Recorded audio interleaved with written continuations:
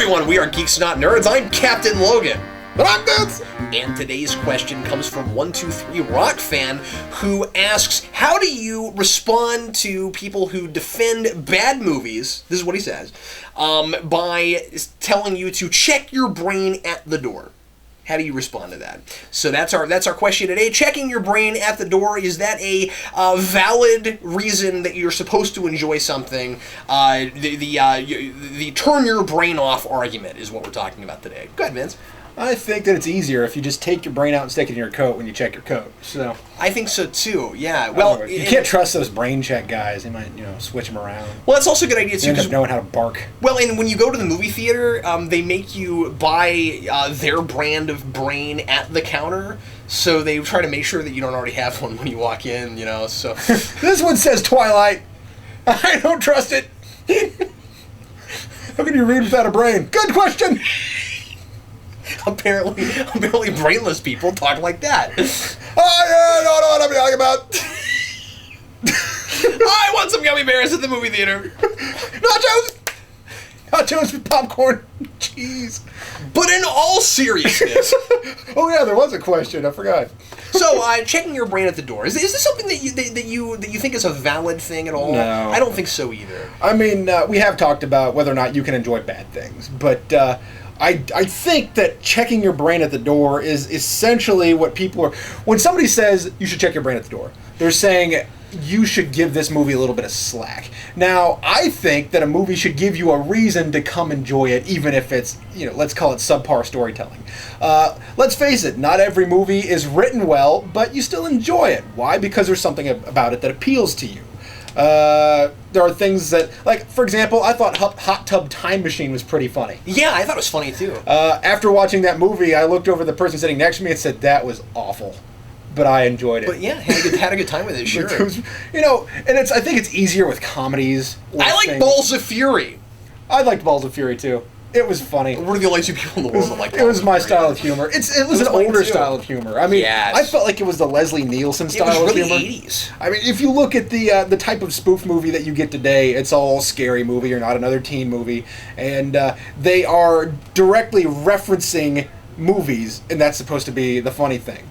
And and also there's lots of drug humor. It's just not very funny to me.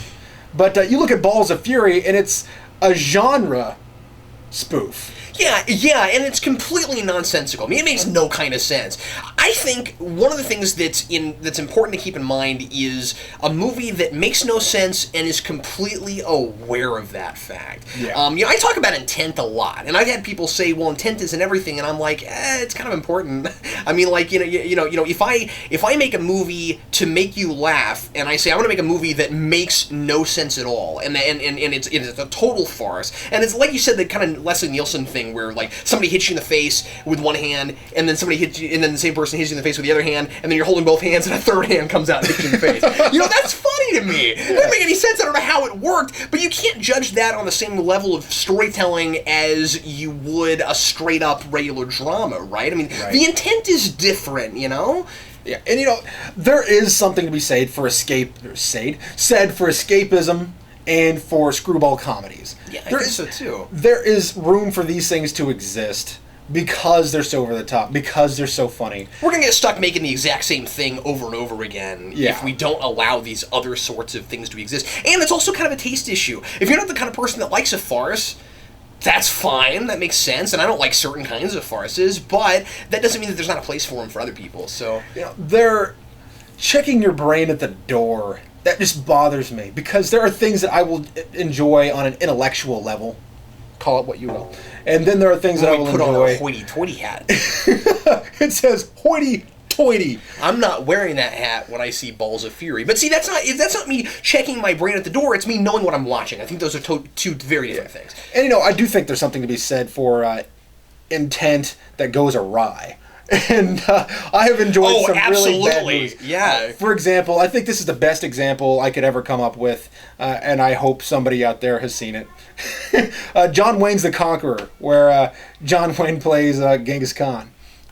Yeah, you've told me about this. I never saw it, though. Such a great... It's a cast that's like every person in a Western, well, not all the significant people, but people that you would expect to see in a Western I think it was shot in Colorado, and it's supposed to be a bunch of Asians in Mongolia.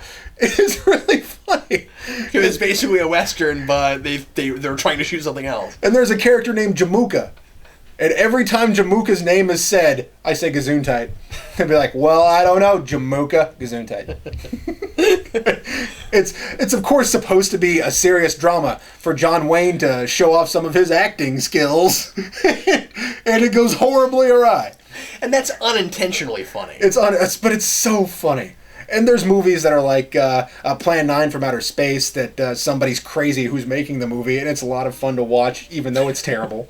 Right, sure. And then but I think at that point we're talking about, like we did before, enjoying bad movies, right? Yeah. So not so much as just like, things that are intended to do a certain thing, but people don't like them because they wished it did something else. I feel like if somebody says, if you have to check your brain at the door, they're saying no humor in this, none of it is clever or interesting. But it's all a bunch of fart and genitalia jokes.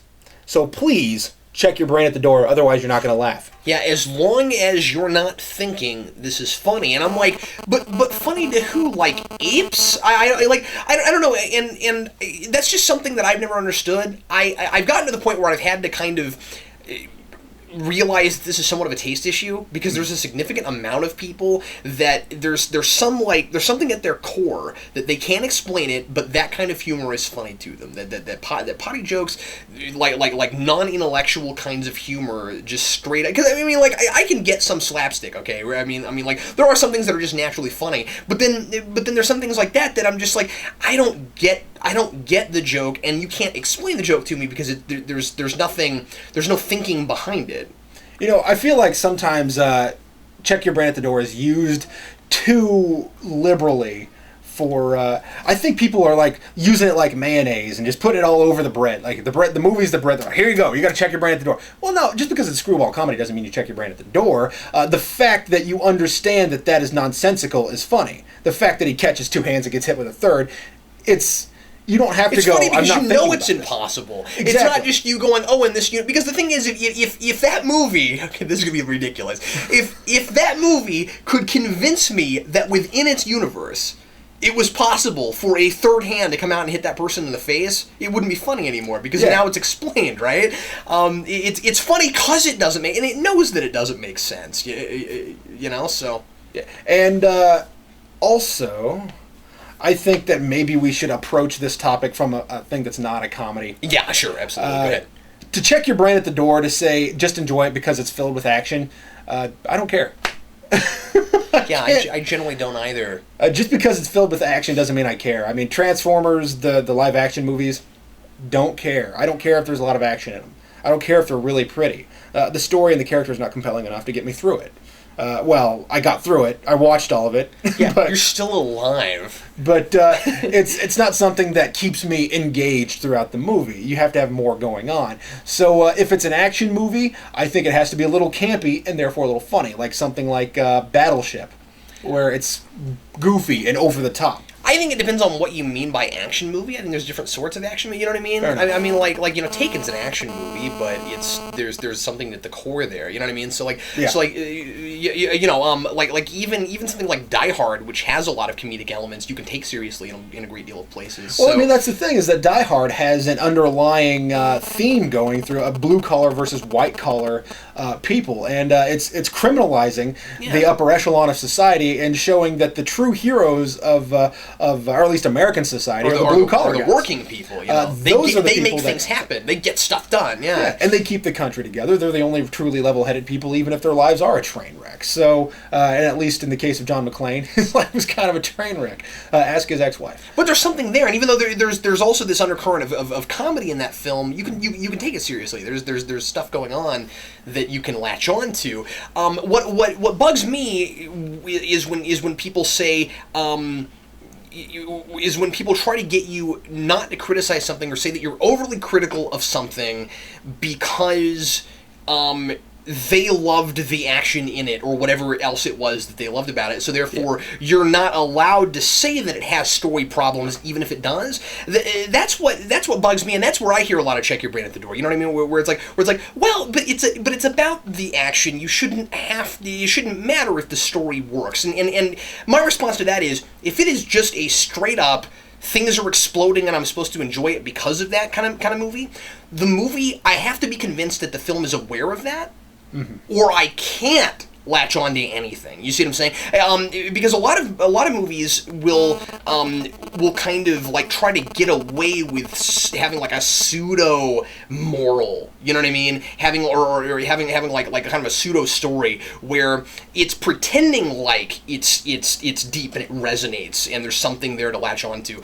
but really it's just going through the motions. You know, that's that sort of thing. It's got to be a bit more over the top, and if it's going to be, you know, heavy-handed, it's got to be like that on purpose. Like I'm being heavy-handed in a funny way, rather than I'm trying to treat this as really serious drama. You know what I'm saying? So like where I lose it with a movie like that, where it loses me, is when where I lose it, where I start killing the movie. No, where a film will really lose me is when I can't decide if it is aware of the kind of film that it made. Yeah, you know, to Transformers' credit, it's very aware of the type of movie that it's making. Yeah, I think there's lots of sure. weird humor in there that can only be made if it's not a really serious movie, and there's overacting that is done intentionally. Yeah. I mean, you look at people like John Turturro, who are professionals in the acting world, who know how to do things subtly, but when you watch Transformers, you wouldn't realize that. That's the thing, is that they know they're doing something over the top, whereas I feel like if you watch Speed Racer, these guys think they're making something really crazy cool. And it's crazy cool because there's lots of pretty colors. But well, I can't speak to that one because I didn't see it. Oh, it was awful. But all of the humor is done in such... It's the worst way it could possibly be done. It's like, because it's a kid and a monkey, it's funny. Well, but that's what that show was like, too. I mean, yeah, I never liked the show either. But well, yeah, but that's the thing, is that, I mean, if they're just trying to make that show again, like, you can't give them too much. I'll give them all the guff I want. All right, because whatever. I keep guffing a box. That's cool. And I can't talk it. about that film. I've not seen it. But I've heard a lot of Speed Racer fans say that the movie was really a disappointment. Oh, okay. All right. So fair enough. I don't really care much about the show. Never liked it, but I'm not saying it's bad. The movie I'm saying is bad. But I mean, all I was really trying to do is make a differentiation between a movie that knows what it is and a movie that has no idea what it has actually achieved. Yeah, precisely. Or if it's really achieved much of anything. You got to be really careful about when you're making a movie, about taking the film too seriously. If what you made isn't really like all that compelling, you know, and I mean, it's difficult to step back and know that while you're making a film, but to have somebody say, well, it doesn't, like you can't tell me that it's not compelling because I liked it. You know what I mean? Like there's a difference between liking something and and the characters being compelling. You know what I mean? Or in the story doing something that you feel like you haven't seen before. Or you feel like has been went in a bit of a different direction. The Fast and the Furious movies. I did not see Too Fast, Too Furious, but I saw Fast and Furious, like Faster and Furious or whatever the newest one's called. Right. But and I saw Tokyo Drift. I don't know why I saw Tokyo Drift. Anyway, the point is that I've heard a lot of people say that movie's not really about the movie. That movie is about watching a bunch of cars do cool things. And I've heard the same thing about dance movies. Step Up is not about the characters. It's about dancing.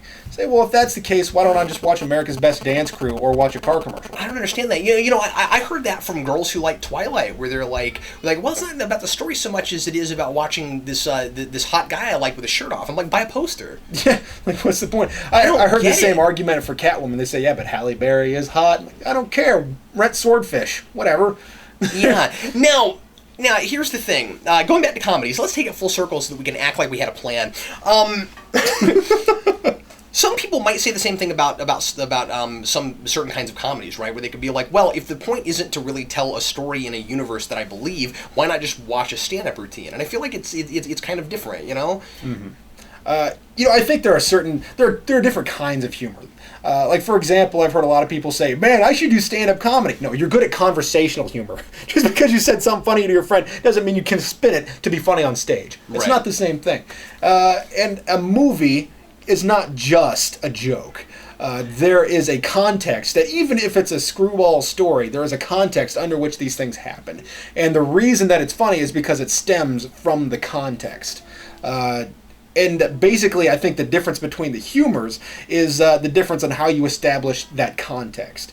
And there's also, like, for example, I've seen people try to write short stories that have slapstick comedy in them.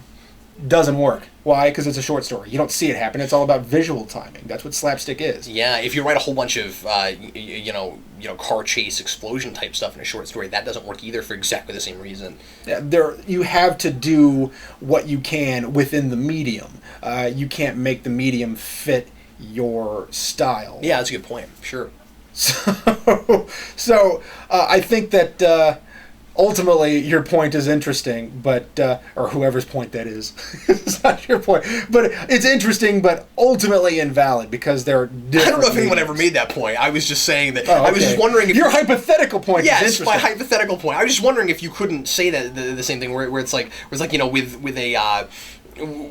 like a dance movie. I mean, like I would have to sit down and look at each of those individually because you've got things like Dirty Dancing, which has a story. I mean, like that film actually has a story. I mean, it was about the story. It wasn't really about the dancing. In fact, just like Rocky's not a boxing movie.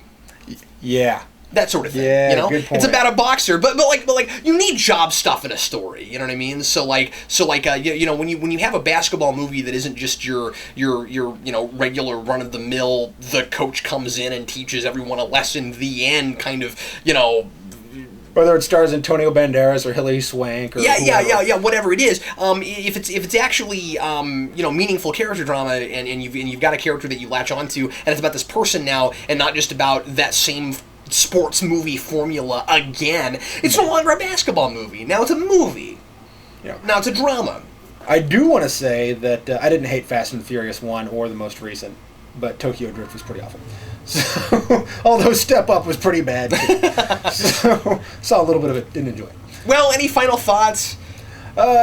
Checking your brain at the door is not something that you can feasibly do. I mean, essentially, what you're saying is that I don't think it's right to ever tell a person to stop thinking. Yeah. No, I think you can enjoy things because you're thinking about it. And it doesn't have to be intellectual for you to enjoy it. Precisely. And, or to enjoy it on some intellectual level. Because, of course, you have to have your brain to, just mentate on the context. So in order for you to grasp the context, you have to be thinking. I also don't think you have to drop your critical thinking skills to enjoy something that has critical problems either. I don't think it's right to say, well, Captain Logan, you're too critical, and that might be true.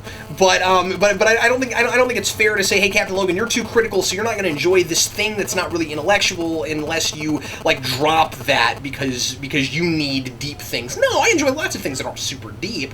And I can enjoy things that I recognize the problems that they have. So it should be okay for me to go, I recognize this issue and this issue and this issue in this film, but it's still got these other things that I'm able to latch onto and I still enjoy it.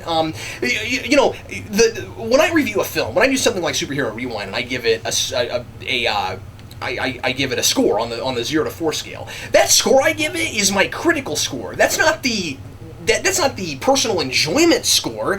I gave Power Rangers the movie a 1.5 out of 4. I've watched that 2 or 3 times since I did it for Rewind. I enjoy that movie, partly because of nostalgia. But I mean, like, it's a fun movie. But if I look at it critically, it kind of falls apart. But I don't feel like I'm checking my brain at the door. Part of what I'm enjoying about it is its problems. Part of what I enjoy about that film is okay. So really, the camera has to linger as all 6 characters walk off frame every single scene.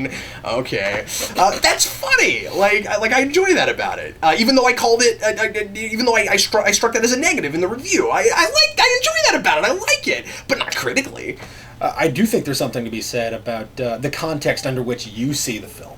Yes. So it's not just about the context that Because the how filmmakers subjective is established. this, right? Exactly. I mean, you don't have to be... That's the thing, is you can see a movie that hits you at a very particular time. For example, I really, really enjoyed Harold and Kumar Go to White Castle. Oh, I never saw that. I really enjoyed it. Is it a good movie? I'm not going to answer that. But, no, it's not that great of a movie.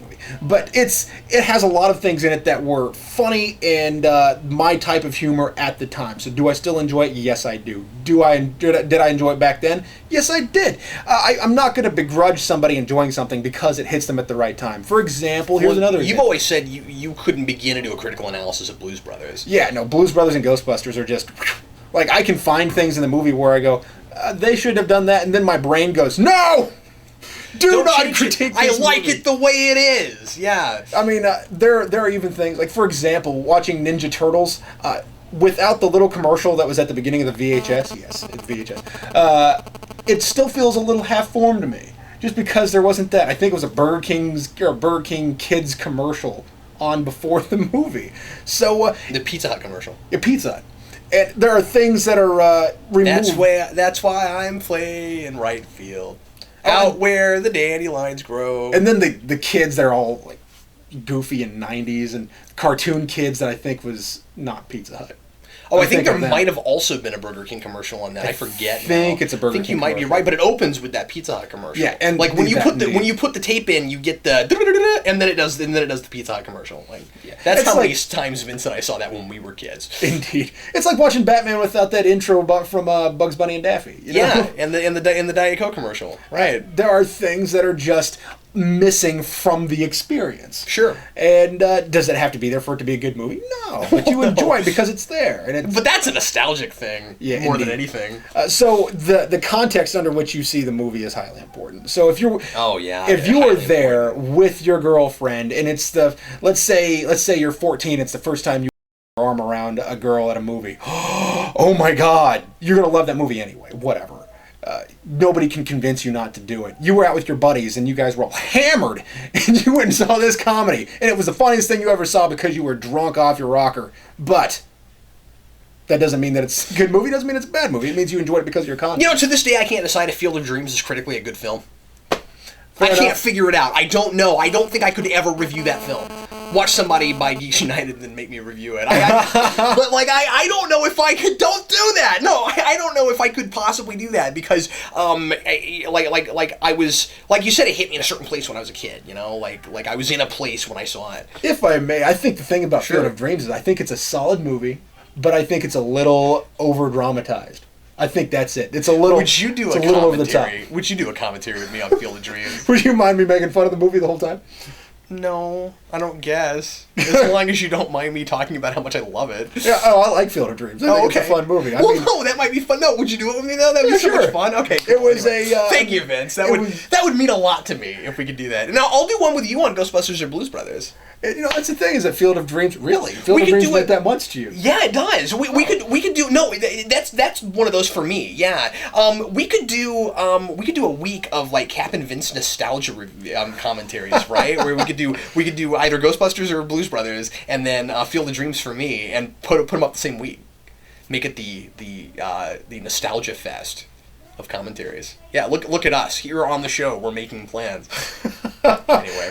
Oh my God. I didn't mean for this video to be this long. I didn't know we were going to have this much to say on this topic. But I don't know. I mean, you don't have to check your brain at the door, even if it's an unintellectual movie. Sure. Whether it's a comedy or an action, there are things about it that will appeal to you, that will appeal to your intellect and your context, even if you are supposed to check your brain at the door. Yeah, and also, by the same token, going the other direction, you don't have to hate something just because your critical skills tell you that this doesn't work and this doesn't work and this doesn't work. You know what I mean?